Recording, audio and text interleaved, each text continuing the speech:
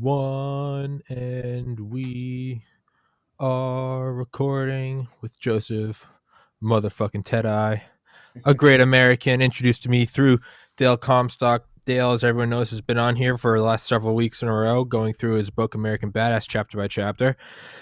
And I really enjoy it because I get to have Dale, the man himself, tell the story. And I realized well, man, there's another book I really like, and it's Lone Operator. And I was like, oh, wait, I talk to Ted all the time. I was like, I fucking bet he'd do the same thing. So I messaged you, and you're like, fuck yeah, bro. So I figure, why not, man? I've got contact with the two fucking American heroes themselves. So, but yeah, so we were talking about it, and there's different types of there's different types of motivation for different things. Myself, a meathead in high school, I kind of channeled that motivation and addiction to work to get into med school, two different things. So you going from just tip of the spear unit, above all others that I talk about all the time that you and Dale can't talk about. But how do you switch from that to something like writing a book, which in a way is kind of the weightlifting to med school? It's still just that like rabid work ethic. But I've been Right. talking for a minute and a half straight now and haven't let you say a fucking word. So Ted, I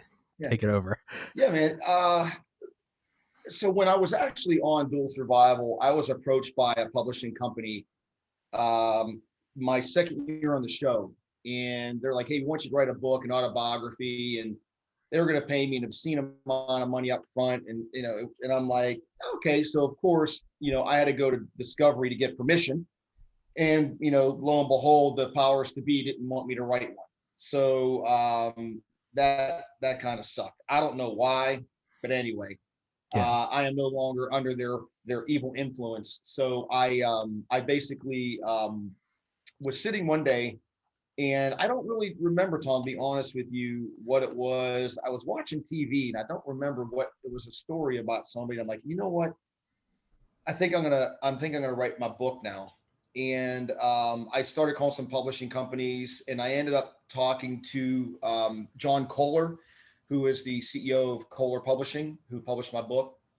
And we talked, and he's like, "Yeah, man, great stuff." I told him what I wanted to do, and so he picked me up as one of his books.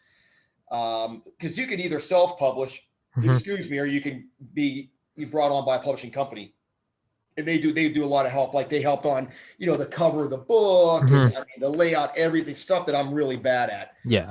I was responsible for the content. Long story short, Mr. Kohler and I hit it off. He was very helpful. So I had never written a book before, so it sounds easy, right? You think, well, hell, I'm writing an autobiography. All I have to do is regurgitate information about my own life. Yeah. Well, it's actually difficult, and let me tell you why.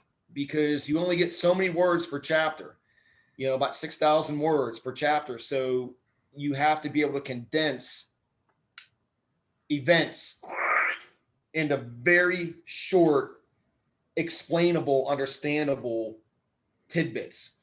And so, look, dude, I barely passed English in high school. I'm like, all right, I'm going to have some difficulty with this. So that's why I brought in, Liam, who was my kind of ghostwriter with me, who kind of policed everything up. So after I actually wrote the text of the book, he was like, all right, dude, see this? This is all jacked up. You got to shorten this. You lost me here. And what does this mean? And blah, blah, blah. So Mm-hmm. he was instrumental in helping me write the book, and he should get his due credit for sure. But so yeah, I started writing the book, and it took me exactly 11 months. And some days I worked on it, some days I didn't. Man, I had to be in the groove. And what was funny is Mr. Kohler told me, he's like, look, Joe, I know you're not a writer. You got to kind of find, he called it your sweet spot. Like Mm-hmm. find something that's kind of gets you in tune with Mm-hmm. what you're doing. So I'm like, all right, because I was gonna be writing a lot about my past and growing up and all this stuff. So I'm like, I'm just gonna listen to some music, right? So I'd be sitting there in the living room, and I'd be listening to Led Zeppelin and typing, and I'm like, this ain't working. I was getting distracted, and then I put on some freaking Godsmack, and I'm like, this ain't working. And so I'm like, all right, I'm just gonna listen to the TV, and I put on Star Trek because I used to watch Star Okay. Trek as a kid, right? So I was, it's all psychological, right? It's just helping me just kind of zone, right? Sure. And so instead of writing the book, I started watching Mr. Spock and Captain Kirk, and I'm like, all right, this definitely ain't working. So one morning I woke up, true story, and I turned the TV on, and I was like, wasn't even looking at it. I was just kind of flipping and looking at my computer screen. And the next thing I hear is, it's your world. You can put a tree wherever you want. I'm going to put a tree right here. And dude, it was Bob Ross Yes. painting. Yes. No joke, dude. I'm not kidding. And I thought, oh, wow, man, I used to dig this dude when I was Yeah. like, I wrote probably 80% of my book listening to Bob Ross That's paint. fucking amazing. No joke, dude. That's fucking. I love Bob Ross, dude. Yeah. Oh, yeah. He's the man. Yeah. Yeah. And so, like, I watched and listened to him so much. Like, as soon as my schedule clears up, I'm actually going to paint a painting. I think I could pull it off. Yeah. Yeah, absolutely. So I listened to Bob, but it was really strange because it was a very relaxing voice. Mm-hmm. If you've never listened to Bob Ross, go on YouTube and watch this guy paint. It's amazing. Yeah. He's passed since, yeah. but it's an amazing, he paints a full-blown picture in 30 minutes. Like, it's Mm-hmm. crazy. But it was his voice and just the relaxing, and Yeah. I would look at it and so I wrote most of my book, Lone Operator, listening to Bob Ross paint. True story. Yeah. No, it's not weird at all, man. There's certain authors I listen to, there's certain lectures I listen to. We're all listening to them. I've listened to some lectures before. I mean, 4-hour lectures, I've probably listened to them 100 times over the years. Sure. But even now, like emailing potential guests to come on the podcast, editing, uploading. Yeah, Sure. man. As soon as it's over, obviously I turn the camera off. First thing I do, AirPods in, and I put something on, and Sure. you don't even have to be paying attention. And it can be Bob Ross. It could be some guy giving a history of the Old Testament of the Bible. Yep. But there are certain things that just kind of Get you in the zone. Yeah, right. It's like when you start jogging and your blood starts going, you're like, okay, let's work out now. There are certain things where it just kind of, your brain just goes, okay, and you start working. That's awesome. It was the calmness of his voice. It was the calmness of his voice, because I'm going to be honest with you, man. If you read my book, I regurgitated a lot of bad memories. Yeah. A lot. Yeah. And, that's part of life. And it was difficult, dude. There were times where I literally would start crying just thinking about it, man. It was very emotional, emotional writing it. And talking about my mom and loss of my friend Mike and things I've done in my life. And just, so it kind of set me right in that sweet spot. But so it's basically an autobiography / lessons learned. So, I always tell people, like, if I read a book, I don't want to hear war stories. I mean, tell me something I can use in my own life. Yeah. And if you can just get one gold nugget out of a book, to me, it's well read. And I've had a lot of people say, oh man, I got a lot of good, gold nuggets out of your book. And it won't apply to everyone, but I can almost guarantee if you read it, you're going to get a few. Well, there are, because I've lived a pretty interesting life. Yeah. Yeah. And we've talked about kind of that before with you and Comstock, is like, the same thing with Mr. Michael Durant, the pilot that was shot down in Mogadishu. Like, you read Black Hawk Down and you're like, oh, Rambo. And then you read his book, In the Company of Heroes.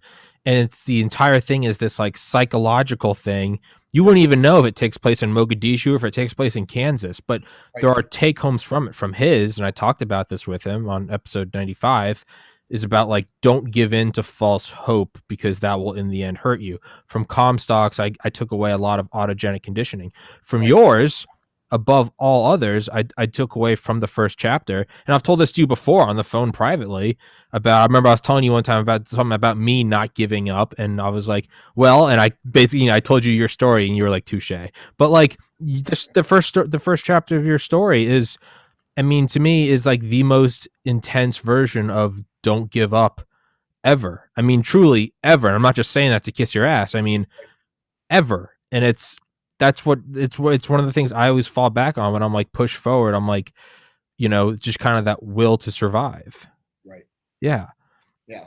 So actually, if I'm not mistaken, the first chapter, Tom, if we real quick, sure. So first I had a dedication to my buddy Mike. Yeah.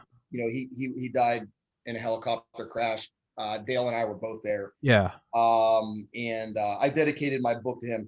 The my first chapter basically was about the boar kill when I was on the show. Oh shit, then that wasn't the right one. Yeah, chapter two. Yeah, Okay. Chapter two was about a mission I was on in Afghanistan that went Yeah. really, really bad. Yeah. But the first chapter, which is really bizarre because I wanted to start the book out with the mission, but John, the owner of the publishing, comes like, Joe, people identify with you with your show. And so I was like, all right, I get it. He says, what was the most intense thing you did while you were shooting the show? And I said, well, by far, the boar kill. Yeah.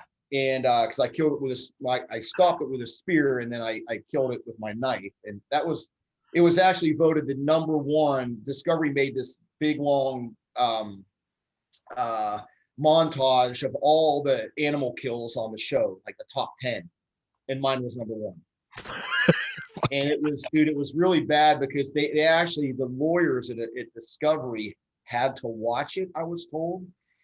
And then they basically had to tell the editing people what they could show, because it had to do with kids watching and all this other legal mumbo jumbo.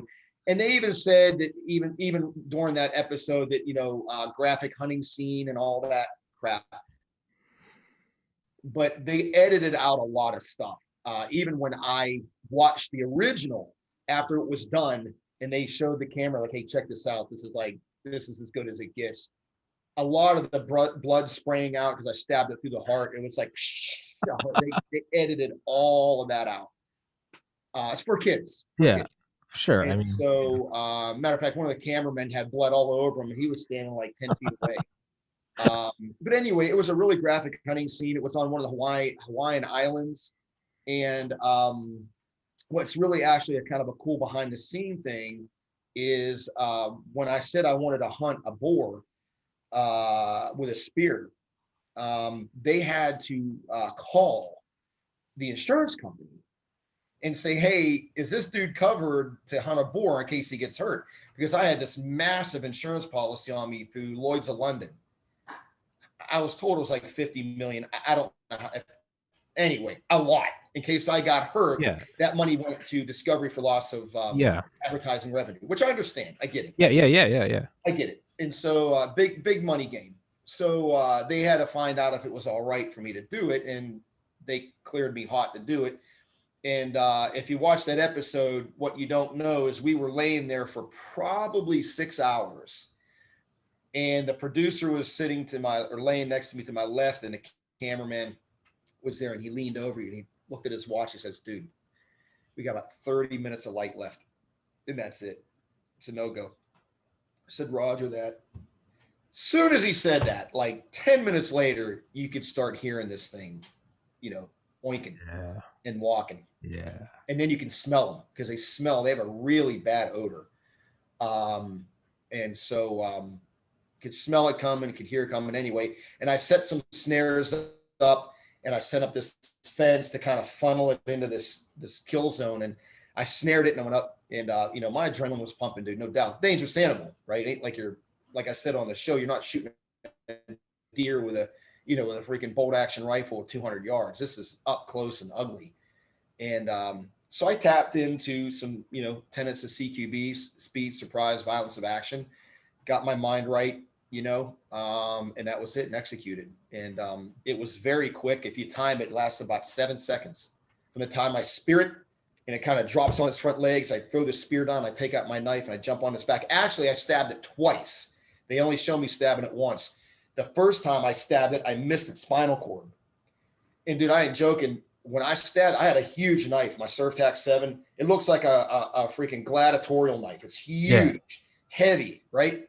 Probably weighs 2 pounds. Great survival knife. But anyway, the first time I stabbed it, I missed its spinal cord, and my hand and the knife went all the way into it like that. Like, that's how jacked up I was. My hand went all the way, like, up to my wrist. Yeah. So I pulled it out, and this time I hit it, and that was the kill that they showed. But it was about 7 seconds. The second time I felt the knife hit its spinal cord, and it just severed its spinal cord, and it was dead. Jesus Christ. It was intense, dude. I ain't lying, man. After it was done, I was like, hey, man, I gotta take about a 5-minute break and just kind of decompress, and I went down to the stream and washed my knife off. And kind of side comment is you don't have of like your own like genetic, like you don't have any direct children, correct? I do not. We need to change that because we need your gene pool to stay in humanities. We don't need my bitch ass. Oh Lord. We need fucking Alpha He-Man. All right, we've got enough. I don't know if I have any lead in the pencil anymore. Well, then let's fucking. I don't care. Let's take some skin samples and freeze them. Just get the DNA. We can't be losing guys like you from the lineage. We don't need any more, blue hair, like, cappuccino skinny gene guys anymore. We need more of you. All right. I appreciate it. All right. So that's going to be the next mission is I'm going to make all the money and cryogenically freeze you. But that's a different side rant for another time. But yeah, no, I mean, you talked about that. I remember you talked about that in the book is, you're like, you want the guy you were with was like, I don't want to do that. And you were like, fuck that. You're like, I'm a survivor. And you were like, I'm a predator. And you're like, I'm going to do this. And he had, Cody, I was with Cody at that particular episode, and he had a legitimate point. And obviously it's TV, but if it would have been a legitimate survival situation and I would have gotten hurt, now what? True. Okay. He had two choices then. Leave me injured and continue, or try to haul me out, which is you're basically sinking both your boats at the same time. Yeah. I personally wouldn't do that. I mean, I know I come from the spec ops community and you don't leave men behind, but that's combat, different story. In a survival situation, if I was injured to the point where I couldn't walk, I weigh 200 pounds. How far do you think you're going to be able to carry me? Yeah. Not far, dude. Yeah. Not far. Yeah. So the best thing to do is just leave me there, give me food and water, prop me up, take care of my injuries, and then haul ass. Yeah. And remember where I was at. Mark the area really well, and that's it. But yeah, he was really against it. I get it. I understood, but we were hungry, and there were boars everywhere. There were tracks everywhere. I'm like, man, these things. I knew how to make a snare pretty easy. And I already had a spear because that was part of the scenario. So I had everything I needed. I just needed a good place to do it. And I scouted out a bunch of different places, and the place that we found was perfect. There was a cliff and trails all running through it, and then so it's basically a cliff, trails, and then a river. And it was just like a roadway where these things were going, and I just cut them off with this fence that I found down near the river. It was all rusted. It was like a chicken wire fence. But I think the most important thing for people watching is the takeaway, I guess, Tom, would be this. If you were ever placed in a real survival situation, you are going to be required to you're going to be put in a position where you're going to have to do things you're not comfortable with. Mm-hmm. You're going to have to eat stuff you're not comfortable with. You're going to have to drink stuff you're not comfortable with. You're going to have to sleep in shit conditions that you're not comfortable with, right? Those are the facts. You think you're going to be laying there in 75-degree weather with no wind and no mosquitoes, and you're going to have a bottle of champagne. Dude, it's not like that. Mm-hmm. You're going to be you're going to be in a hurt locker. Mm-hmm. Even though it was a TV show, I had 18 cases of hypothermia. Jesus Christ. Okay. 18. Some mild, and some really not mild. And if you want to hear something crazy on a side note, the worst hypothermia I had was in the Bahamas. That's weird. I had what we call warm water hypothermia. I never even heard of it before. I guess. But think about this. I was in the water for 10 hours. Yeah. Floating. Yeah. If you're in 80-degree water for an hour, like, woo, this is great. 9 hours later, yeah, you've had it. Yeah, right. You had it, dude. I was ashing. Yeah. Oh yeah, I was ashing. My skin was gray. I was mumbling and fumbling and stumbling. I was in bad shape, dude. I guess that makes sense, though, right? Warm water hypothermia, because your body is 98.6 degrees, but water conducts 25 times faster than air. So yeah, that's right. And you're up to here. Yeah, you're completely immersed in it. And so and people are like, it's bullshit. No, it's not bullshit. I experienced it with my own self, and and I've been in 36 below zero on the show, 36 below zero. But not to get off track, but yeah, it was it was something that I wouldn't recommend hunting an animal like that not that way, unless you've got I don't even say the skills, because I had never done it before. I had never stabbed a boar and jumped, but I had the mindset to do it. Yeah. That's the difference. You can't go in there and be a little bit pregnant.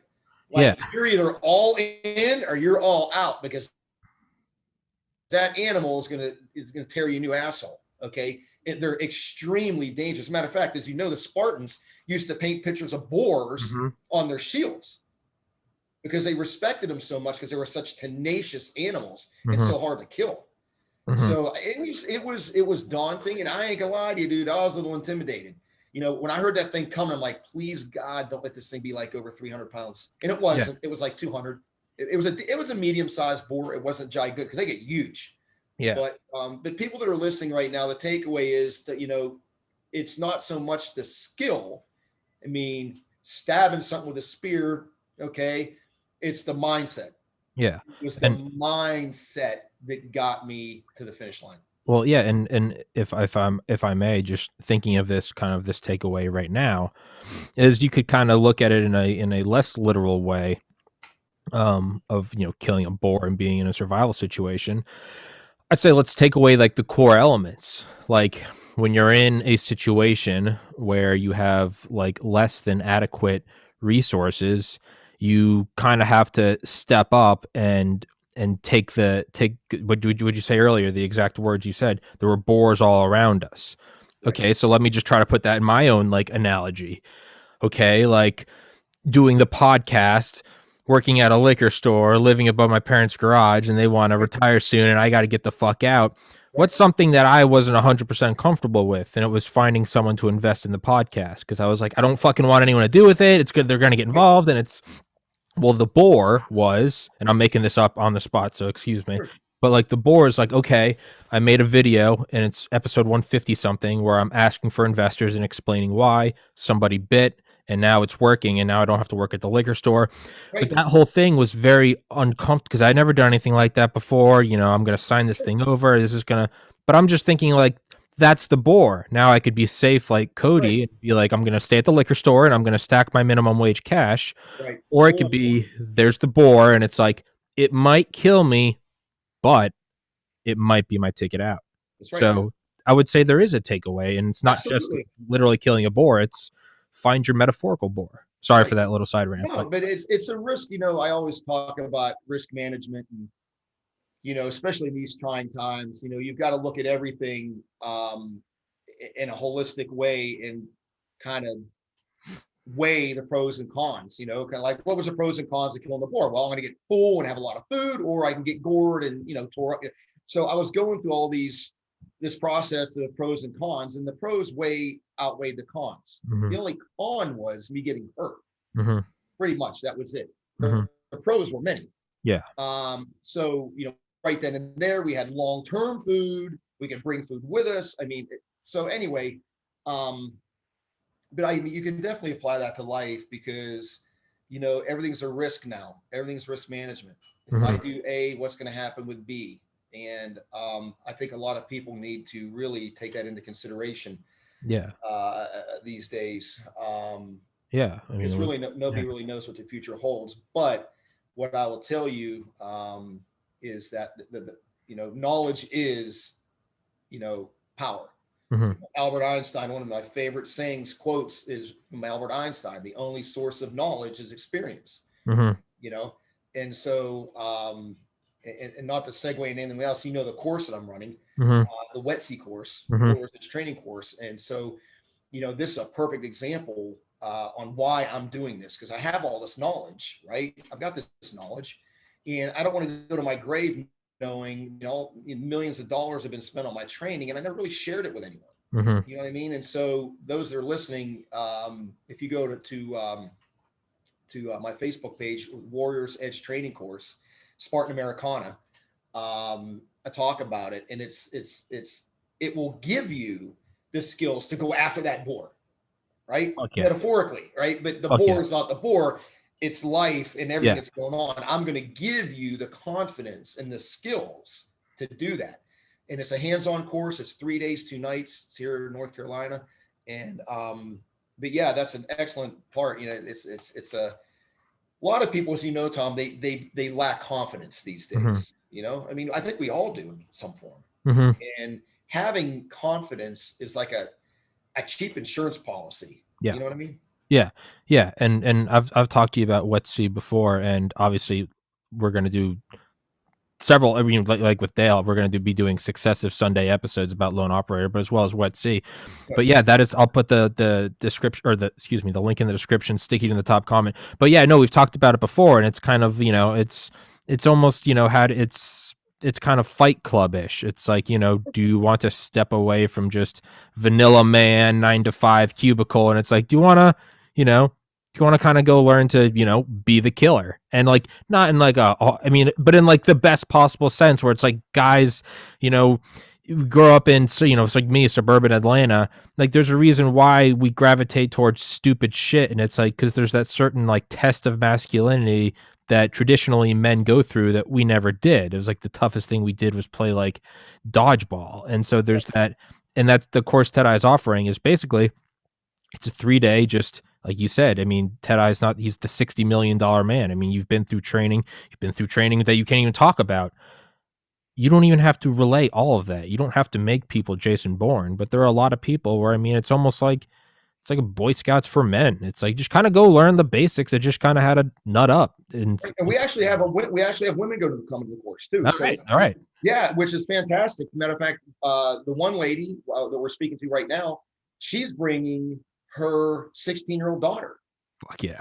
You know what I mean? So like, it's not that kind of like bang bang shoot 'em up course. There's all kinds of, we're talking about home security and family security and how to travel, right? When you check into hotels, and how to improve your mindset, and how to improve using Kim's games, your attention to detail, how to spot surveillance, and all kinds of stuff. And yes, there's going to be some shooting, but I'm doing it the smart way, Tom. I bought really high end, like mil spec airsoft guns. Mm-hmm. And I'm here to tell you, dude, if I held up one in a real M4, you would not be able to tell the difference. They weigh the same. Very impressive guns. And same with the pistols. They cycle and everything. So this way, well, first off, it helped with the insurance for running the course, but I can get a lot more done because they're just as accurate as a real gun, close range. I mean, I shot a group like this at 25 yards. Oh, dude, I'm saying super, super accurate airsoft guns. But anyway, so you'll be doing, I'll show you how to use them, for how to use a pistol, and all this stuff that, people go, oh, just go on YouTube. No, you're not going to learn shit on YouTube for stuff like that. This is a hands-on course, Mm-hmm. So, Okay. but anyway, we can get into that some other time. But Sure. yeah, the book, dude, the book was it was a pleasure paying thing. And it went through several versions. Like, and you got to remember when you're writing a chapter and you're reading it, like, I don't know how many times I'd be typing, I would literally delete 5 pages, start over. Yeah. You know what I mean? Like, I just couldn't get the right words out. Yeah. It's very difficult for those of you that want to write a book. I thought it'd be easy. Yeah. It took me 11 months. Yeah. Yeah. No, I've tried writing before and failed miserably. But yeah, it's not, yeah. But so I guess what I mistakenly thought was the first chapter. Can we get into that today? Do you want to save that? Do you have time? Oh, the second chapter? Yeah. We can do it real quick. Yeah, it's just so what I didn't want to do is I didn't want to make it a war story book. I just did it because everybody, I don't care what you did in the military, everybody or the government, everybody's got war stories. Yeah, everybody. Yeah. It don't matter if you were, a logistics guy, a spec ops guy, a pilot. It don't matter. Everybody's got war stories. I wanted to tell that particular story because there was a lot of takeaway from it. Mm-hmm. Because a lot of people have asked me, what was the scariest you've ever been in your life? And without hesitation, I talk about that scenario. But what's so funny is that it's not that it was a big gunfight going on at the time. As a matter of fact, it was, you could hear the crickets. Yeah. And I was looking at the stars, and there was nothing going on except the word of the guy that I was with suggesting me to do something. And that put the fear of God in me. I literally, when I got back, because we were up for 77 hours, didn't sleep for 77 hours. So I was pretty wiped out when we got back. And, but later on, I thought about what he had said, and it was horrific. But let me just kind of give a quick synopsis of what happened. Is that what you want me to do, Tom? Just kind of give you a quick rundown of what. Yeah. No, I mean, I can go as long as I just don't want, Yeah, I don't want to keep you, but yeah, no, no, it's a no. great fucking story. Go take Yeah. your time, man. Take your time. So here's what happened. So I was in a government counter-terrorist unit, a very secretive one, and that's where Dale and I worked. And so Dale came from Delta over there, and I came from SF. But the unit did very interesting missions. Interesting in the form that sometimes you'll do things by yourself, or with another guy, or with four guys. So it wasn't like your traditional special operations unit in that regard. It also had to do with the actual nature, the covert nature of the business, legalities that go with a unit like that.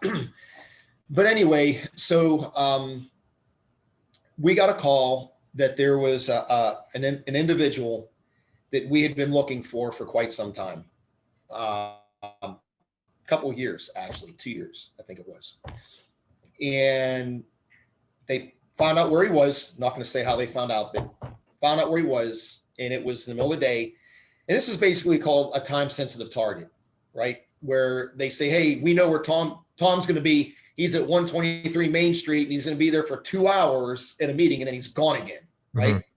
So you got to haul ass and get there. Well, anyway, long story short, we knew where this guy was going to be. And as a matter of fact, not only did we know where he was going to be, there were other people that were going to be at this meeting that we were looking for. So it was like, oh man, jackpot, right?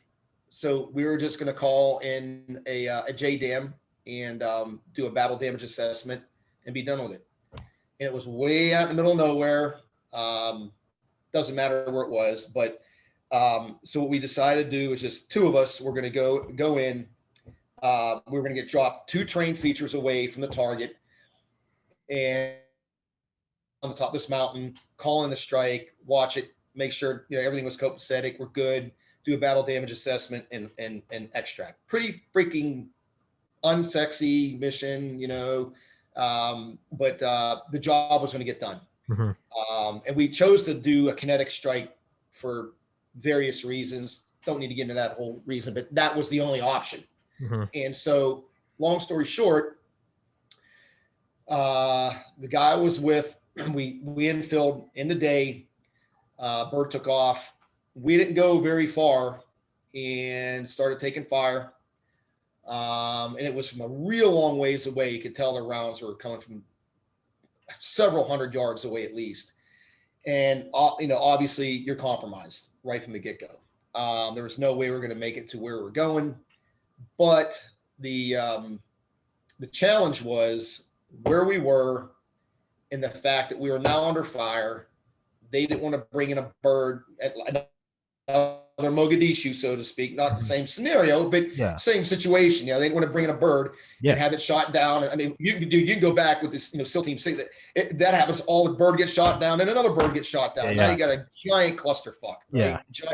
There's so many situations of this, it's not even funny. So anyway, of course, we had our Blue Force trackers on, which is basically a GPS tracking platform. And we had our E&E plan. And so that kind of went out the window because as we were trying to E&E, we would get cut off. We'd take fire. We'd go this way, take fire. Anyway, it became useless. Long story short, it was into like the second day, night, and we were pretty strung out of water. Because I ain't lying to you, dude. I had a bottle. Matter of fact, there's a picture of me. You can actually see the bottle of water that I had in my vest because we were just going to go in and out, right? Right. Yeah.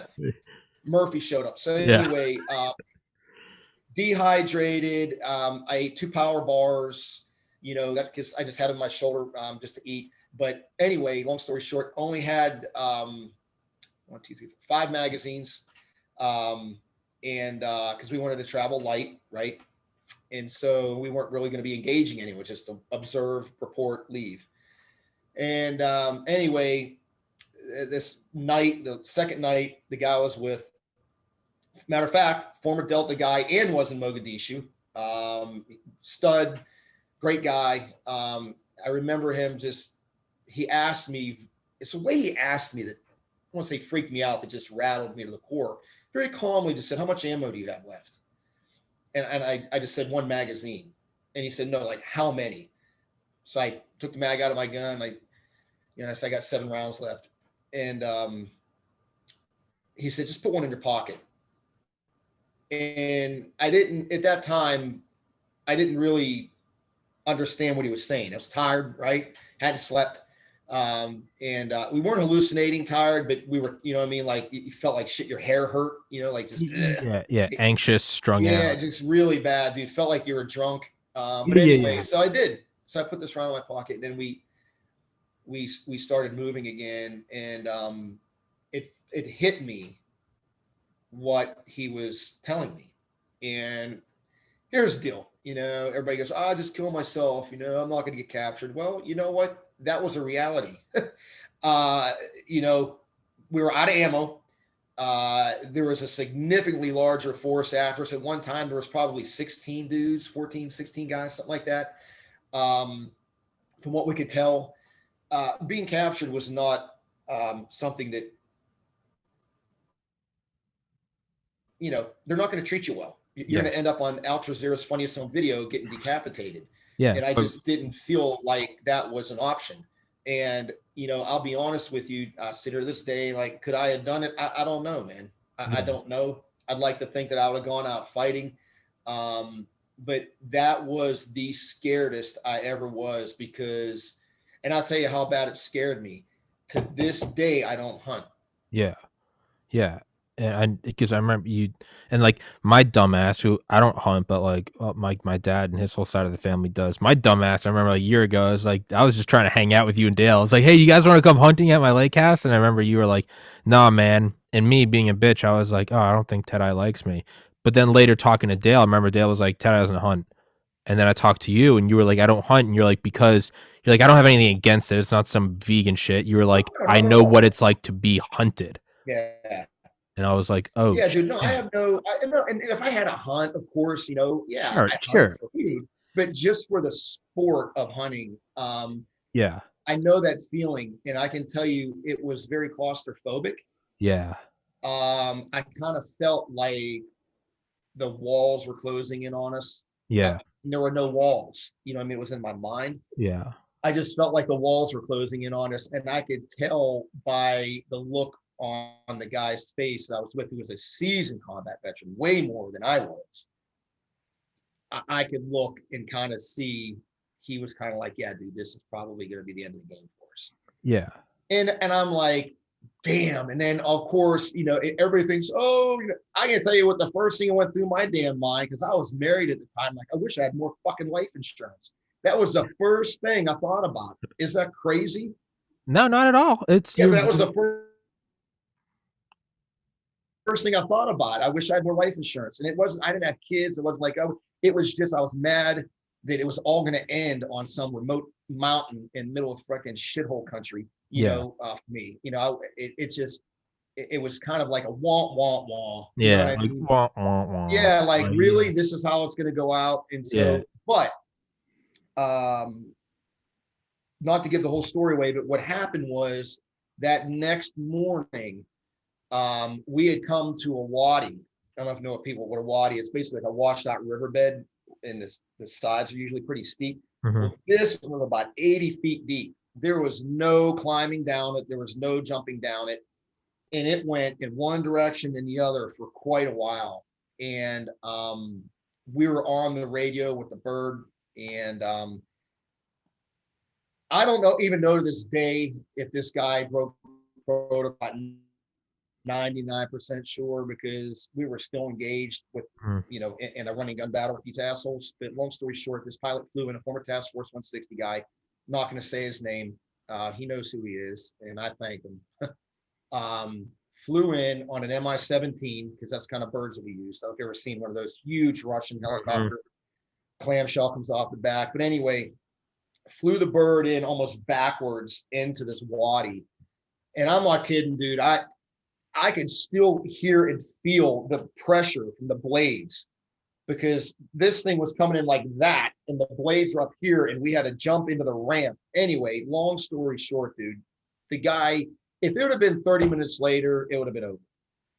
We were out of ammo. We had nowhere to go. Our back was up against the wall. It was like the worst case scenario, you know? And anyway, this dude comes in and we both jumped in. My buddy went in first. As soon as I hit the ramp, this dude banked. And I remember sliding. I had my freaking rifle in my hand. I remember sliding across the deck of this thing, smashing into some of the seats, and just hearing them fly away and hearing gunshots. But anyway, if you look at the picture of my book, I don't know if you can see it or not, but anyway, a couple rounds as we were banking came up through the floor of the helicopter and just missed the onboard fuel bladder. And I mean, but here's the picture of me after it. You really can't see it, but there's a picture of me after the mission. Uh-huh. And that thing on my right shoulder is an extended fuel tank. Mm-hmm. And if you see the original picture near my elbow, there's a couple rounds that came up. But anyway, that's the pilot in the back. You can almost see his expression. Yeah. Like he'd had it too, right? Yeah. Yeah. That is immediately after we got picked up. And so anyway, yeah, I was 100 pounds of hammered shit run over twice. And but I will tell you this, for those of you who are listening, physical fitness saved the day. Yeah. Yeah. You said that. Yeah. Of story. Because I'm here to tell you, dude, we moved when we got back, they showed us on the computer our Blue Force tracker where we went, and we went about 18 miles. Now that don't sound far in 3 days, but in those mountains, dude, with no food or water, you're walking on mountains like the Rocky Mountains, right? Yeah. Push, right? Yeah, dude, we're smoked. I had blisters on my blister. I was a mess, dude, a mess. And so was my friend. But anyway, my buddy Jeff, when we landed, I was sitting on the ramp and they brought us some stuff to drink. And he's like, dude, I got to get a picture of you. You look freaking awful. I'm like, thanks. He's like, your eyes look like two pistols in a snowbank. They were like red and yellow. And anyway, he took the picture and then he emailed it to me later. And so that's where that picture came from. Yeah, I was going to say 18 miles in the Afghani mountains. I mean, that's Jesus Christ. Who knows what the actual like total absolute distance is in terms of, distance traveled, right? Because it's vertical. It's really not that far if you were walking, through woodland. Yeah. That's nothing. In 3 days, that's 6 miles a day. Anybody can do that. Well, that's like you're carrying kit and you're being chased by a bunch of jagoffs trying to shoot you. You're stressing, your adrenaline's pumping, you're getting tired, you're not eating, you're not sleeping, you're not drinking water. Yeah, it sucked. Yeah. It sucked, man. It was a really eye-opening experience, but I will tell you, the only thing we did do is we dropped our plates. We had the conversation it was like day 2, and we're like, dude, these plates aren't going to save us. Because it was slowing us down. So we literally just dropped our plates out right there, front and back. Mm-hmm. And that really helped. Yeah. You know what I mean? We knew time and distance and speed was going to be security. Yeah. Not we got a fucking plate. Because let me tell you something, dude. Those guys were shooting at us and rounds ricocheting. Yeah. Your plate ain't going to save you. You're going to take a round in the side of the head from the ricochet. These plates, dude, they weren't going to, it was a no-brainer. Yeah. Like, oh, you left your plates. Yeah, we left our fucking plates because what they weighed and they were making us sweat. Yeah. That was not going to save us. What was going to save us is getting on our fucking horse and hauling ass. Yeah. And yeah. And the distance you were putting between them, I was trying to think of an analogy, but it's like the 18 miles, it's like, okay, take for instance, the original Twin Towers. They were about 200 feet apart from each other. So imagine you're standing on the observation deck of one and my GPS says that I went from the top of one to the top of the other. Someone goes, that's 200 feet. What about it? No, it was 110 stories down and 110 stories back up. It's right. So at that moment, it's like fighter jets, and I don't know if this is real, if it's just from the movie Behind Enemy Lines, but they jettison the fuel tank so that they can, when they're trying to fucking outmaneuver the SAM site, because the fuel tank isn't going to save them. It's not getting hit by the missile. That's exact. Same exact thing. Dude, we knew our plates weren't going to save us. Yeah. We were low on ammo, and the only thing we could do is just really move out as fast. And of course, we weren't running. Can't run in that terrain, but we were moving quickly as fast as we could move safely without tweaking an ankle or a knee. Because if that would have happened, game over. So again, this is where that whole business, you know, people are like, you know, soft guys are just a bunch of knuckle draggers. Dude, but let me tell you something. They're not. These are guys that can think under extreme stress, drop the plates, the way we were walking, where we were walking, and it was on the fly. We were shitting this stuff under fire and like, hey, let's do this. Hey, let's do this. That is what really separates a spec ops guy from, you know, other individuals on the battlefield, is their critical thinking skills, their ability to think under extreme stress. You know, it sounds easy, and it's not. I'm not gonna lie to you, man. It was the scariest I've ever been in my life. I think about it now and I still shake. It's like, you know, years later, and and it was so funny. I go outside of my home at night and I look at the stars, Tom, and I go, those are the same stars that I saw. Yeah. I was gonna die. Like, you know what I mean? Like, it's really weird. That's a weird head fuck. Yeah, yeah, man. So people just need to understand that those of you that are able to control your fear, and you know, I'm here to tell you, fear is a human emotion. Okay. Was I scared? Sure. How could you not be scared? But you control the fear to a manageable point, right? So you can think clearly and do what you need to do. It's a human emotion. I think people that say they're devoid of fear or fearless are actually a risk and a liability on the battlefield. Yeah. Because they will just do shit like, I'm just going to, no, hell no. Not just no, but hell no. Yeah. So, and the guy was with consummate professional, you know, I respected him. And before I even knew that, you know, went on a mission with the guy, I already knew of him and where he came from. And I respected, you know, his word. But it's so funny. I still have that round. I still have it. It sits on a shelf in my room.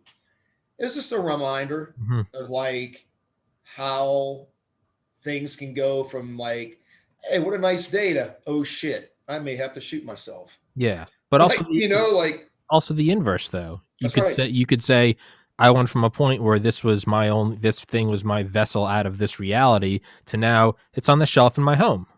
Right. Just, you know, my home where I have food and water and, you know, and a relationship. And it's like, oh, okay. Like but I was going to point out, and you've pointed this out before, and, but kind of the importance of this is it's two things. One, the guy who was in Mogadishu, the seasoned Delta guy you were with, I remember you said the thing that scared you a lot, and I don't remember if this is in your book or just a past episode, but you were like, it was the fact that he was so calm, cool, and collected when he was like, hey, you know, it was just a matter of fact, like, hey, go get me a sandwich in the refrigerator. Yeah.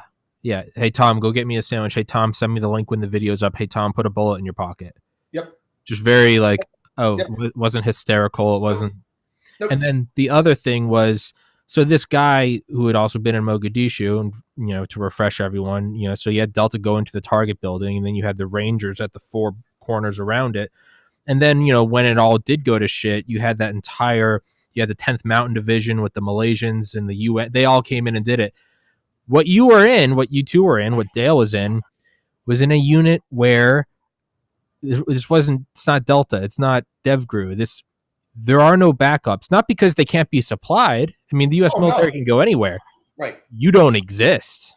Correct. You don't exist. I go to jail and I'm like, hey, Ted-Eye, and you're like, Tom who? Nope. That's what it is. So it's... A lot of guys had a hard time with that. And guys that I spoke to that when I was downrange, that we worked with other units, and they knew who we worked for. And some of them had really good things to say about the unit. And some were like, you know what? I can't work for people that I'm just a number on a keyboard and deleted. I'm like, well, that is the nature of this game. Sure. And, you know, big boy rules apply. And I remember when I went through the operators course, this one guy just basically, we were going through one phase of the training. He said, you know, rule number one, guys, is don't get caught. And there's only two rules. And the second rule is don't break rule number one. That's it. You're good. But yeah, you know, in that unit, the cavalry is not going to come. Yeah. In that situation, they were definitely not coming. Some situation, it would depend, Tom. It would depend, but it would depend on where you were and what you were doing. Yeah. That whole plausible deniability is a huge thing. Obviously when the SEALs went in to kill bin Laden, sure. They had they had AC-130s and fired. Dude, they had a contingent of assets protecting them. If something would have gone wrong, they had pace, primary, alternate. They had it all wired for sound.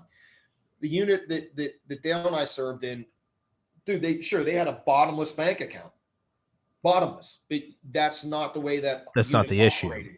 Yeah. It's not the same mission. It's a different mission. It's the plausible deniability part is huge.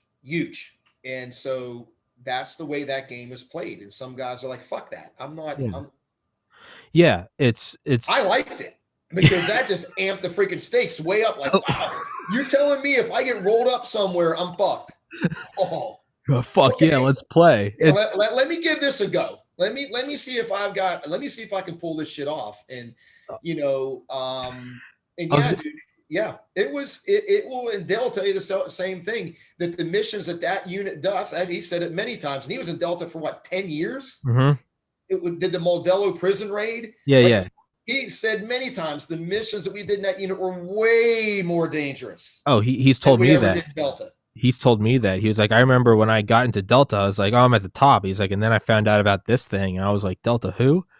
And that's fucking. But that's from Dale. That guy's been every fucking war since Panama. Yeah, well, I was about to say Dale came on this morning and actually told the story of Modelo Prison. But it's what I was gonna say is I can definitely see where that's where it maybe inhibits others from joining, because it's ingrained. You're right. It's you, like you and Dale have said multiple times. You're not fighting for the country. You're not fighting for you're fighting for the guy on your left and your right. That's right. And now all of a sudden you're taking that thing and you're flipping it completely on its head, and you're trying to get a dog to not chase other dogs. You're like, we're not going to go in for our brothers. And then animals like you are like, fuck yeah, we just turned this bitch up to 11. It makes you much more challenge. aware. The ultimate challenge. Aware of the little things that you're doing. Not that these other units, SEAL teams and SF guys and Delta, they're excellent at details. That's what they do. It's a different level. It's a different, I don't want to say a different level, but you are so aware that the smallest, stupidest thing can get you, like, go to jail for the rest of your life or torture. No one's going to come get you. There's no hostage rescue coming. Yeah. And one thing I learned from that mission is I never, ever went out the gate without nine magazines after that. Yeah. Yeah. I had 8 in my kit. Everybody's laughing, like, what the fuck, dude? Why are you carrying so much ammo? I'm like, I'll tell you when we get back. Yeah. Yeah. Right. But you know what I mean? That's the what's the rule manual is written in blood, right? It's like the guys that went out in Mogadishu and we don't need the night vision goggles. Exactly. We're going to be back in 5 minutes. Same exact thing. Murphy shows up. Yeah. I went very light, very little water, couple power bars, pair of fucking badass binos. I mean, very minimal shit. Embitter. We had another radio with us. But yeah, very, very light, just to do the mission and go home. Mm-hmm. And after that, like I said, I carried eight mags in my vest and one in the gun. And I used to get ribbed all the time. Like, what are you going? Where are you going? I'm like, yeah. And I needed to carry ammo after that. And I also carried 2 frags. Mm-hmm. After that mission, I carried 2 frags and 8 mags in my vest minimum. Yeah. And then my backpack, I actually had some go to hell ammo. Dude, it was overkill, but it rattled me a little bit too much not to do it. I just felt comfortable carrying it after. I'm like, you know what? You'll be the motherfucker going, Joe, give me a mag. Yeah, exactly. Yeah, no, well, absolutely. What's go to hell ammo? So I had in for lack of a better word, on my back, I always carry like a small little rucksack, like a bug out bag. Yeah. But it just had like extra shit in it. After that, I didn't then, but after that, I had like extra pair of socks, extra water, I've broken down MRE, 2 extra M4 mags, 2 extra pistol mags, which I didn't have a pistol with me on that mission either. Dude, I'm telling you, I haven't been in the game a long time, but you'll talk to a lot of guys that were in Delta and SEAL Team 6. I worked with a lot of guys in Dev Group because Afghanistan, that's where they were. And these guys, a lot of these guys wouldn't carry pistols. They were just very streamlined, quick, fast. They had their primary weapon, but no pistol. Not all of them, but a lot of guys like, I don't carry a pistol just because of the weight, so they could move faster. Sure. You But know? that's from all my military expertise. But I mean, again, it kind of seems like the nature of the beast is different, though. Like they operate as a team, and like the Operation Neptune Spear in Abbottabad, Pakistan. Right. It's like, sure, we want it to be covert, but if it goes south, we do have we do have everything else ready, and Yeah. they're working as a team. So I can see where maybe they, we don't need this because this is the nature of our mission where it is speed. Whereas what you and Dale were in, it's like, hey, like the guillotine's just like, it's shaving the hair on your neck. It's just sitting there, and it's like, so you're not going to leave out your pistol. You're not going to leave out the extra pair of socks. You're not going to leave out the power bar. I operated after that. I operated completely different with my loadout after that mission. Yeah. I was carrying more weight than I can almost guarantee than anybody that I was with. Yeah. And they just, and once I kind of shared the story with some guys, are like, oh, I get it. Yeah. Yeah. But yeah, 77 hours, escape and evasion. Yeah. And matter of fact, the boots I wore, I actually retired them. Just because I don't have them here, but someday they were so tore up. The rocks in Hindu Kush are really sharp, at least where we were, and it just tore the crap out of these boots. They were a pair of Merrills, and after that, I wear a solo boots. Mm-hmm. But I looked at my boots, and I was like, God dang! He said, it looked like somebody taking a knife to them. Yeah. Like the rubber, it was really weird, man. So I retired them. I have them upstairs, and just but it's all about, your physical fitness, dude, knowing your limitations, not quitting, not giving up, and I talk about that in the book, and but yeah, that was it was an interesting chapter because when I was writing it, I could have gone on and on and on, but I had to compress that 77 hours. And what happened? Into 6,000 words or so, and another thing I even put in the book, I remember the guy I was with, him saying, we got to conserve our ammo, only take shots that you can hit. Mm-hmm. But these guys that were like really, really far away, I wasn't even taking shots at them. Just, yeah. I mean, not that I could, but I just didn't want to risk missing because we didn't have enough ammo. Yeah. So the shots that we were taking, because they were moving, and I know they had radios too. That was another thing. They had their phones or radios without a doubt, because they were actually moving in a very tactical manner. Let me tell you. And then as they moved, more and more people were showing up. They actually had a belt-fed gun when we were leaving. I remember hearing like a PKM or an RPD or something. Oh yeah. So, but anyway, we were very cognizant. We were very disciplined with our fire. And that's another thing. A lot of people be out there, gah, gah, gah, gah, gah, gah, gah, gah. Dude, it was cow. Yeah. Cow, that. Very slow, very methodical, one shot, even if the guy was wounded, didn't give a shit, but yeah, a lot of lessons learned from me. Cause look, I'm man enough to admit I wasn't that experienced as the guy I was with, but let me tell you, that that learning curve, I should say, went like that. Mm-hmm. That mission alone, I learned more than 10 years. Yeah. Under 3 days. And so someone like you, when you were saying, a lot of guys looked at that and they're like, I can't get on board with the whole plausible deniability thing. Whereas you looked at it, and Dale, you're like, fuck yeah, let's turn this bitch up, right? Let's move from light beer to like, grain alcohol, right? It's like, let's take it up a notch. even after all that, and what it did to you, and where it's still telling the story, or you still have the bullet, or still don't hunt, despite all of those negatives, is, and again, as someone that's read your book, knowing what you want it to be your whole life, despite all those negatives, do you look back at it and it's like, fuck yeah, you survived? Is there like the ultimate challenge and you did it? Yeah, I mean, I best a really good way to equate that, Tom, is like, and I never played sports in high school, Mm-hmm. so I was non-athletic in high school, as everybody Yeah. knows. But it would be kind of like a kid that grows up and he wants to be an NFL quarterback, right? So he's in high school and he plays high school ball and he was a quarterback and he was good, and then he goes to college and he was a really good quarterback in college and he gets drafted for the NFL, right? And now he's an NFL quarterback. But you didn't know, well, you knew, but there was this other league, The Olympics.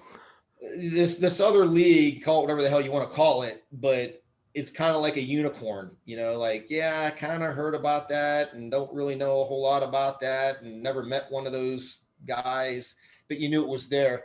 I guess for me, it was just, I had a big chip on my shoulder, Mm-hmm. because I had never been to combat in the military, not in the Marines and not in SF.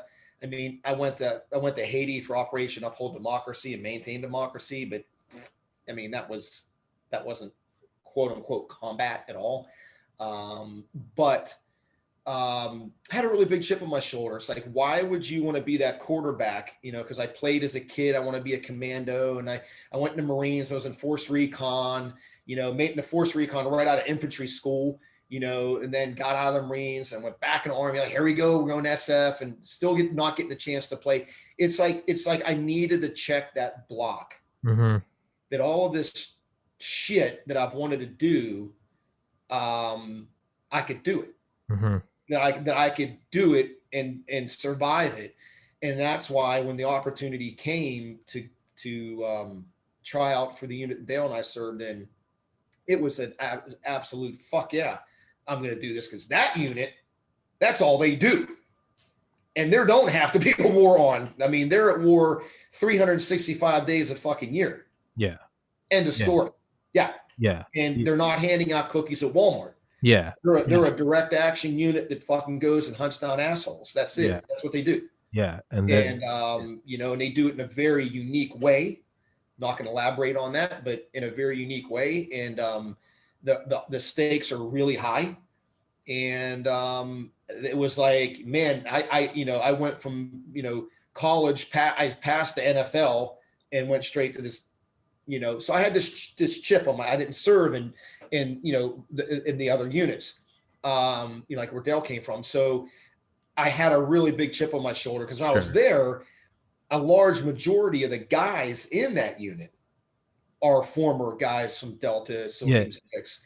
So, when I was going through their OTC, the chances of making it through the course aren't good, because if I'm not mistaken, I even say in my book, 50% don't even pass the polygraph. Jesus. Don't even pass the polygraph.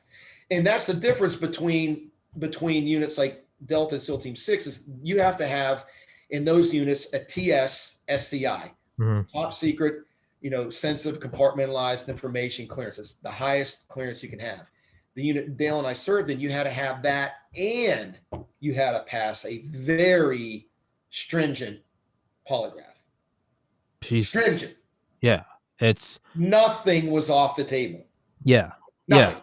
Yeah. And it's the analogy I've used before is I use the basketball analogy. I'm like, you grow up, you want to play, you're good in basketball, you manage to get drafted, you go into college, you're like, this is dope. You get into the NBA, you maybe even win a championship, and you're like, fuck yeah.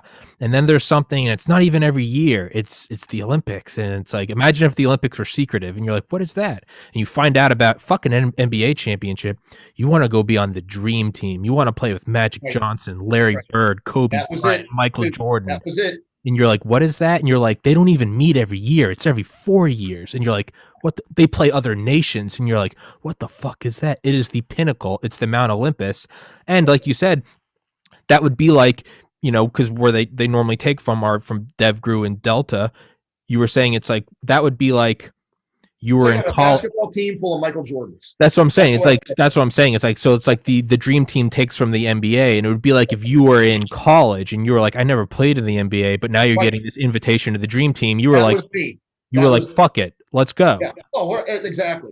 Yeah, And that's exactly a very good yeah, analogy. But it was like having a basketball team full of Michael Jordans, yes, and it was intimidating because I got there and I knew who these other guys were. But what that did, quite frankly, is even drove me harder. So hmm, like we were going through our shooting packages and stuff. I would stay during lunch when these guys would eat. I was shooting, and I was hanging, dude. Physically, dude, not to toot my own horn, but I was probably in better physical shape than 90% of the guys, even now.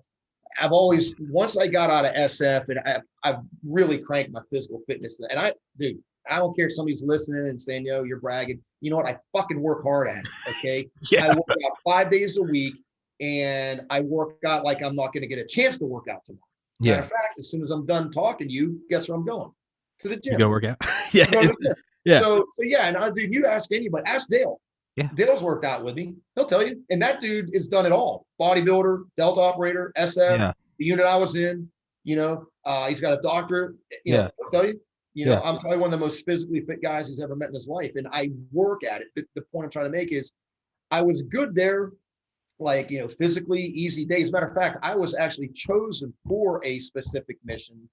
It was a maritime mission just because of something I could do physically faster than the other guys. And I didn't get into it. But anyway, and that's why I went. yeah, And so, but I got to a point where my shooting, which I wasn't a bad shot by any stretch of imagination, but there's a difference between being, yeah, man, that guy he can shoot a pistol like, fuck, a sub 1 second draw. Really? Let me see it. yeah. Oh, And okay. and bullseyes. Yeah. And so, yeah, so and the only reason that you get that good is they've got so much money. I mean, I don't know how many shooting schools I went to while I was at that unit, but one of the courses I went to was with Jerry Barnhart. Hmm. And if you don't know who Jerry is, he's like one of the top, pistol shooters in the world, very fast. His name's the Burner. Hmm. And I trained with him for 2 weeks just to shave 0.2 of a second off my draw time. You see what I mean? Like, that's where they're at. That unit's got stupid money. Any school I wanted to go to, I went to, I don't know how many damn schools. I really don't know. Yeah, I can't list them on my resume because some of them were yeah, sensitive in nature, yeah, but a lot of schools. Every time a school, I even told the guys in charge of schools, dude, if a school comes up and nobody wants to go, I'll go. yeah, Just send them. yeah, And so, got to go to a lot of fucking really cool schools, but it took me, my confidence went up, was slowly going up, where I got to a point where, and this is when it happened, I actually deployed to Asadabad. Dale had been there before. Deployed to Asadabad, Afghanistan, and we were commingled with SEAL Team 6. It was there, I think it was Gold Squadron, if I'm not mistaken. Got to know some of the guys, really good dudes. We go riding motorcycles at night and shit with nods on, and just had a really good time besides what we're doing. But anyway, we would go to the range together, and I'd be shooting with these guys, steel plate and stuff. And they're good shooters, but dude, there was only one, maybe two guys that would shoot better than that. So it validated. yes, It validated it. I'm here now. yes, I can physically fit these guys. I can shoot with them. And that's when the light bulb kind of went off. yeah. When I finally started deploying and I was operating at the level that I always dreamed of. Like, Yeah. I always, I'm here, these guys are here, and how do I get there? And I'll tell you exactly how you get there is training with guys like that. Yes, you be around That's those how, guys. not training with the high school basketball coach. I was training with the Olympic coaches. Yes. So they Yes. were already here, and I was here, and it was like, oh, there Yeah. you are. Yeah. and it's the validation, and again, Yep. to just because most people can't relate to that, so that's Yep. why I always try to use my analogies, because I think it helps probably people like me that don't have any experience in that.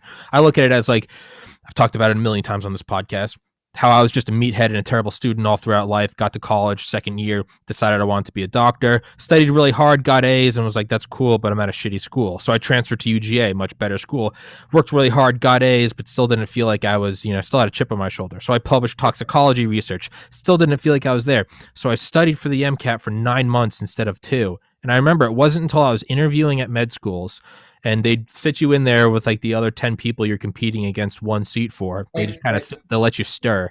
And I just remember finally, like for the first time in years, I finally got that validation, because I was looking around the room, and Harvard, Yale, Dartmouth, Harvard, UCLA, Stanford, Sure. Yale, Harvard.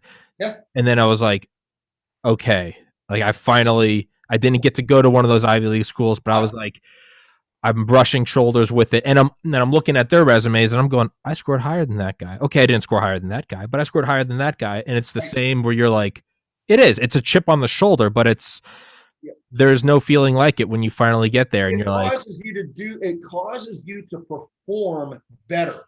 yeah, At you least turn it it did for up. me. You turn it up Yeah, another notch. that's what I'm saying. I had no choice, Yes. because in a unit like that, it's kind of like having, you got a bunch of Belgian Malinois running around, and here comes this Chihuahua.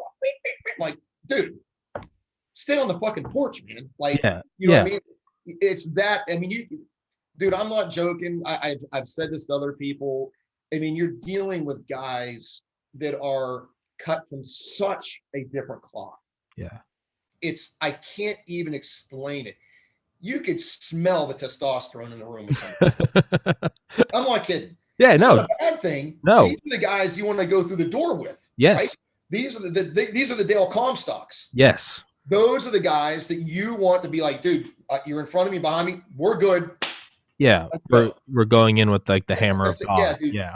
And that even makes you perform even better. Yes. And it gives you the confidence that it's going to be okay. Yeah. People are going to get, people are going to walk away, and somebody get carried away. I ain't getting carried away. The other guys are going to get carried away, because I'm around these kind of guys. You know what I'm saying? And and I feel sad for people that never really get to meet men like that, because they're such a unique breed. Truly one in a million. The way the DNA is set up to work in those kind of units, it's really rare. Yeah.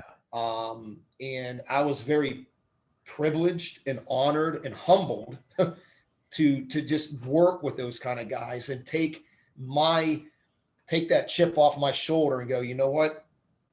I did it. I deserve to be here now. Yeah. In the beginning, I didn't really feel that I deserved to be there. Like, why did you choose me? And why? Well, they obviously saw something that I didn't see. And then once you're there, then you're like, all right, here, prove that you want to be here. And I can tell you right now, my graduating class had 4 guys. Yeah. Jesus Christ. As a matter of fact, I have a picture. I have to send it to you. I'll send it to you. We graduated on Halloween. So I went to Walmart and bought these masks, and we took a picture in my class with our Halloween masks. Yeah. It's it's like one of the coolest freaking pictures I have. And it's just like, we're all just like standing like, duh. Yeah. I've got an old school freaking field jacket liner on. And, like, it's not like a high speed picture with guns. We're just standing in this room. Yeah. But it's about as high fucking speed as you can get. Yeah. You know what I mean? Yeah. 4 guys. Yeah. 4 guys. And it's, but you got to like walk amongst like warriors. You got to the top. Dude. You got to go to the top of the mountain and look around, and you're like, fuck yeah. Oh, dude, these are modern day, like, Spartan type. I mean, that's the mentality that these guys have. It's a very much a warrior cult. Yeah. It's good cult. It's a warrior culture. I don't want to say cult. It's the wrong word. Yeah. It's a warrior culture.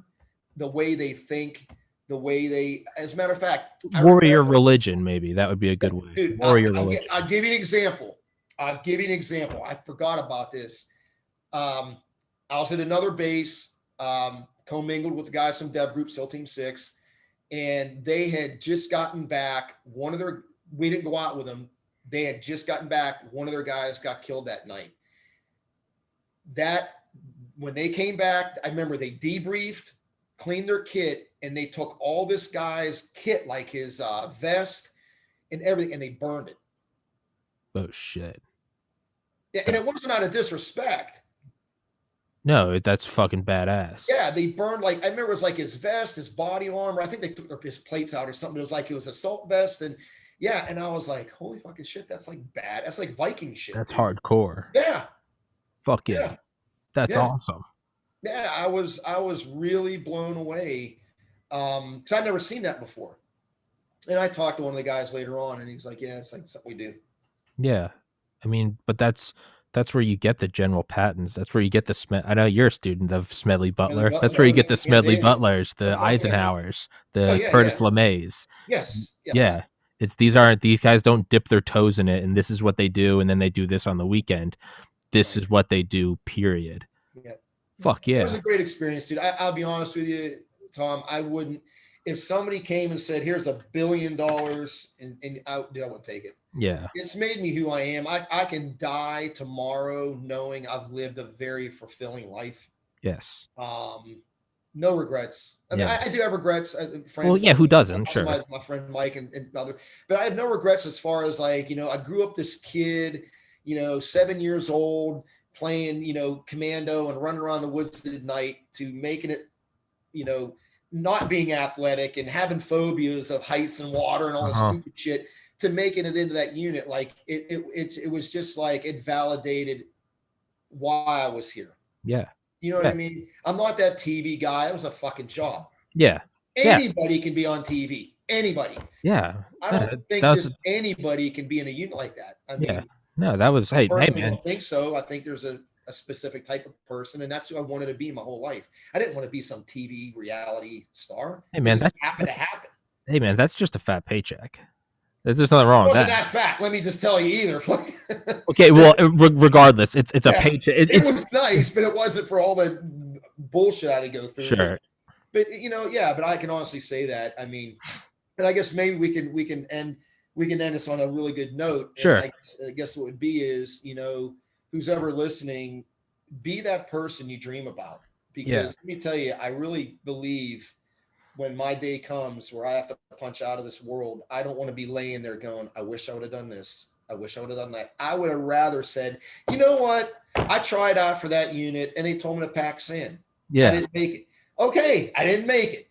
You tried. But right? At least I tried. At least I tried. At least I tried to do what I was wanting to do my whole life. So I guess that's like a really good segue out of this. Is just, don't let your dreams die. I guess like with you, you're doing your podcast, and all of a sudden you're like, fuck it, man. I need an investor. Bam. Yeah. It's terrifying. But it's okay. Yeah. It's okay because now you're responsible to somebody. Yeah. But now, now it's working, and it's that's right. And let's go out on that note. And I'll say, I remember. So after finally rubbing shoulders with those other Ivy League kids, and it's like, I made it. Despite all of that, I remember at the end of the semester, I saw a quote by Maya Angelou, and it said, there's no greater pain, there's no greater agony than bearing an untold story. And I knew I wasn't truly happy. And I was like, fuck, am I gonna die saying, oh, I got into med school, I did the thing. But knowing that, like, to me, it was like brushing shoulders with those other guys was like tier one. Sure. And I looked way out into the future at something like the podcast. And to me, that was the unit you were in, where I was like, wait, what if I could not only make money, but I did it instead of being a doctor? I could just sit in a cozy chair and shoot the shit with guys like you and Dale. Well, there's your passion too, Tom. Yeah. It's your passion. And when you wake up in the morning and you're doing what you do, it's not a job anymore. I love it. I can't wake up early enough, dude. I'm so excited for every day. But the thing is for 7 years, it was this brutal, agonizing, fuck, am I not going to make it? Versus, but even then, before I'd say made it and got an investor, I always used to go to bed thinking, you know what? Even if it doesn't work, I was like, I fucking went for it. And to me, that helped me sleep. I was like, maybe I got to go get a 9-to-5 and I'll never have made it. But I was like, you know what? I turned down med school, got my sorry ass dumped, lost all my friends, had to move home. But I was like, I fucking went for it. And I was like, fuck yeah. That's huge. That's And that, huge. yeah. That's And huge. at that point, I didn't even really care if it worked anymore. But now it did work and it's badass. But That's what I'm saying. let's wrap this bitch up, Joe. Sure. Let's definitely do a part 2, part 3, part Yeah, 70. you got it. And loan operator, link will be in the description. Sticking to the top comment. I put Dale in touch with an Audible narrator I've had on the podcast before. I don't know what your contract deal is. I'll put you in touch with him if you want. You need to Okay. put it on Audible. Okay. Obviously no rush or anything. I've been asked to do that for so long, dude. Got it, man. My generation doesn't read. I don't fucking read. It's No, I hear you. I've been asked a lot. I just haven't done it. But yeah, if you've got a contact, I'll put you in touch. I'll put you in touch with them. Yeah, it's but it's kind of sorry. It's like what you said earlier with like Bob Ross. Like that's how I go with audiobooks is I put them on. So think of how you tune. That's what I do. But that's another fucking episode for another time. Joseph Ted, I love you, brother. Thanks for coming on, man. And let's do it next week. All right. Yes, sir. All right, brother. Take care.